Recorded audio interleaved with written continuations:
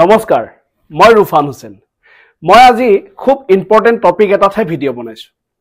এই ভিডিঅ'টো বিশেষকে এইখিনি ষ্টুডেন্টৰ কাৰণে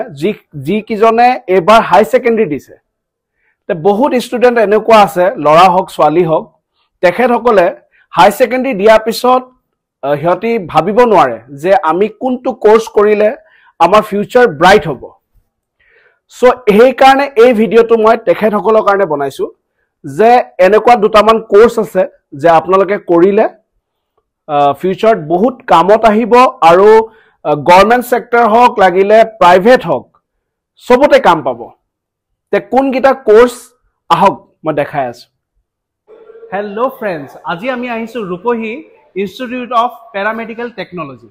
তো ইয়াত মেডিকেল সায়েন্সৰ বহুত বস্তু শিকোৱা হয় আৰু আমাৰ দাদা আছে তেখেতেও ক'ব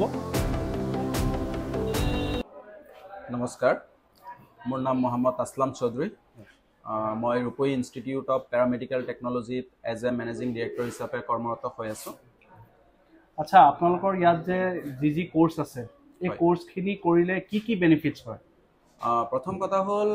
আমাৰ এইটো এটা পেৰামেডিকেল ইনষ্টিটিউট হয় ইনষ্টিটিউট মিন্স ইনষ্টিটিউট বুলি ক'লে বহুত মানুহে বহুত কিবা বেলেগ ফালে ভাবি লয় কিন্তু এখন মেইনলি এখন মহাবিদ্যালয় হয় আৰু ইয়াতে আমাৰ কিছুমান কোৰ্স আছে যোনবিলাকক নেকি আমি এজ এ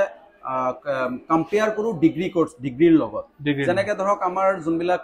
ট্ৰেডিশনেল কোৰ্স আছে মানে আমাৰ আজু ককাৰ দিনৰ পৰা চলি আহি আছে মেট্ৰিক পাছ কৰাৰ পিছত হাই সেকেন্ডাৰী পঢ়িলো হাই সেকেন্ডাৰী পাছ কৰাৰ পিছত মই বিএ বা বিএসসি পঢ়িলো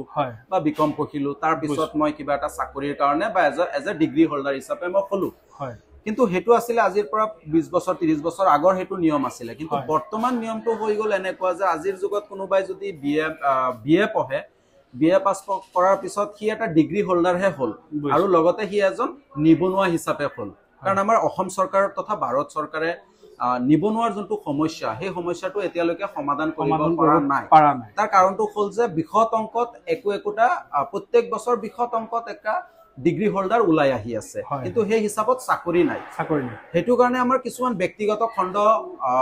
গঢ়লৈ উঠি আছে যেনেকৈ আমাৰ এতিয়া ধৰক এটো পেৰামেডিকেল হয় মানে মেডিকেল সেক্টৰত হয় তো মেডিকেল সেক্টৰত ব্যক্তিগত খণ্ড বুলি ক'বলৈ গ'লে আমাৰ নগাঁও ওচৰে পাজৰে আপোনালোকে সবে গম পায় যে আমাৰ নাৰ্ছিং হোম বিলাক হৈ আছে যেনেকৈ আমাৰ নগাঁও মেডিকেল কলেজ পাৰ্ক হৈ আদিত্য হস্পিটেল এটা ব্যক্তিগত নাৰ্ছিং হোম হয় পিকেবি নাৰ্ছিং হোম ব্যক্তিগত হয় ডিউকিয়াৰ মেট্ৰ' হস্পিটেল ৰাহাত হস্পিটেল নিদান হস্পিটেল তো সেই হস্পিটেল বিলাকত যোনবিলাক মানুহে কৰ্মৰত হৈ আছে সেই কৰ্মৰত মানুহবিলাক এইবিলাক প্ৰফেশনেলহে পঢ়াৰ পিছত হয় তে ইয়াৰ কালাৰটো প্ৰথমে ব্লু কালাৰ আছিল হা কিন্তু এতিয়া ইয়েলো হৈ গল যে এটো মানে কেনেকা প্ৰসেস মানে আমি যে স্যাম্পলটো লৈছিলো মানুহৰ ইউৰিনটো তাত আমি সুগাৰটো আছে না নাই তাত পৰীক্ষা কৰিবৰ কাৰণে আমি এটা টেষ্ট কৰিছো হেতু হৈছে বেনেডিক্ট টেষ্ট আচ্ছা যদি সুগাৰ প্ৰেজেন্ট থাকে তাহলে ৰিয়েজেন্টৰ কালাৰটো চেঞ্জ হৈ যায় যদি সুগাৰ থাকে ইউৰিনত আচ্ছা এনেকে মানে এটো পৰীক্ষা কৰা হয় যে সুগাৰ আছে না নাই ওকে নাম কি My name is Miss Ravina Yasmin. Ravina Yasmin. Yes. ঠিক আছে তে তুমি যে ইয়াত যে কোর্স কৰি আছা পঢ়ি আছা তে তোমাৰ লাইফৰ গোল কি কৰিম বুলি ভাবিছা একচুয়ালি মই ইয়াত বিএমএলটি কৰি আছো আৰু নাৰ্সিং ডিপাৰ্টমেন্ট হয় আৰু মই যদি এই কোৰ্সটো কৰাৰ পিছত নিজে এটা ল্যাব খুলিব পাৰিম আচ্ছা ল্যাব খুলি আকৌ ফেকাল্টি হিচাপে ওলাব পাৰিম বা হেখিনি কৰাৰ পিছতো যদি ফিউচাৰত আমি বেলেগ কিবা আৰু আগুৱাই যাব বিচাৰো তেতিয়াহলে এমএচএমএলটি যে হেতু কৰিব পাৰিম বুজিছো তে এটো এখিনি বেনিফিটস আছে এখিনি কৰিলে তো গতিকে মই মূলতে এটোৱে ক'ব বিচাৰি আছো যে আজিৰ যুগত হাই সেকেন্ডাৰী পঢ়াৰ পিছত আপুনি বিএ বা বিএসসি যোনবিলাক মানে নৰ্মেল ডিগ্ৰী কোৰ্স পঢ়ি নিবনুৱা হোৱাতকে সেই একে ভ্যালু থকা একে সন্মান থকা আমাৰ কিছুমান ডিগ্ৰী কোৰ্স আছে যেনেকৈ নাম হ'ল বিএমএলটি মানে BSc in medical laboratory technology আপুনি যদি বিএ পঢ়ি আছে ধৰক এডুকেশ্যনত অনাৰ্স লৈ পঢ়িলে পলিটিকেল সায়েন্সত অনাৰ্স লৈ পঢ়িছে বিএসসি পঢ়ি আছে ধৰক ফিজিক্সত অনাৰ্স লৈ আপুনি পঢ়িলে আমাৰ ইয়াত কি হয় ল্যাবৰেটৰী টেকনিশিয়ান মানে তেজৰ পৰীক্ষাৰ যোনটো বিভাগ হয় এটো বিভাগৰ ওপৰত আপুনি ডিগ্ৰী কৰিব পাৰিছে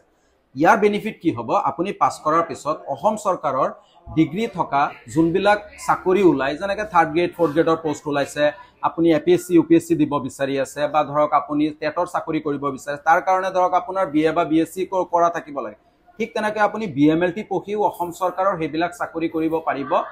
যদি আপুনি চৰকাৰৰ ফালৰ পৰা কোনো ধৰণৰ সুবিধা নাপায় চাকৰিৰ তথাপিও আপুনি ব্যক্তিগত খণ্ডত যেনেকৈ আমাৰ নাৰ্ছিং হোমবিলাক আছে, প্ৰাইভেট লেবৰেটৰীবিলাক আছে, তাতো আপুনি একো এটা কৰ্ম সংস্থাপন পাব। তো মূলতে মই এইটোৱে ক'ব বিচাৰোঁ যে নৰ্মেল ডিগ্ৰী পঢ়াতকৈ এইবিলাক প্ৰফেশ্যনেল ডিগ্ৰী পঢ়িলে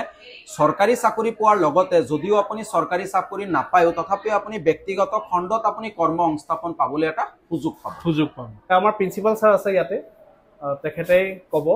আপোনালোকে ক'ত কোন। নমস্কাৰ, মোৰ নাম সাহিল হাসান চৌধুৰী, মই MSc ক্লিনিকেল বায়'কেমিষ্ট্ৰি হয়। আমাৰ ইনষ্টিটিউটখন বেচিকেলি পেৰামেডিকেল ইনষ্টিটিউট, দাদাই কৈছে অলৰেডি, আপোনালোকক জনাইছে। তো ইয়াতে আমাৰ বৰ্তমান চলি আছে মেডিকেল লেবৰেটৰী টেকনলজি কোৰ্চটো আৰু ANM কোৰ্চ, আৰু লগতে চলিব আমাৰ DPT course. Any kind of interested person can apply, আৰু কণ্টেক্টবিলাক আপোনালোকৰ পাই যাব। তো কণ্টেক্ট কৰিলে হ'ল আমাক।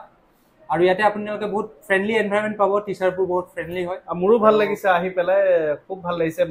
মানে জেগাখিনিও ভাল লাগিছে, এনভাইৰনমেণ্টটো ইমান বঢ়িয়া লাগিছে।